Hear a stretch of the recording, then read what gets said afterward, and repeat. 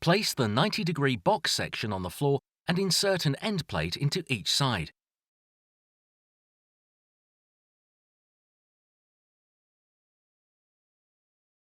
Using a 4.2mm drill bit, drill through the box section and the end plate, making sure you have drilled through the lip on the end plate. This should be approximately 10mm from the edge. Rivet the end plate and box together. Drill 4 holes in total, 2 at the back of the box and 2 on the top.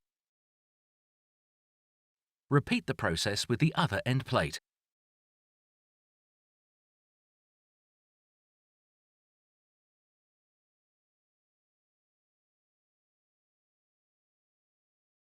Remove the protective covering.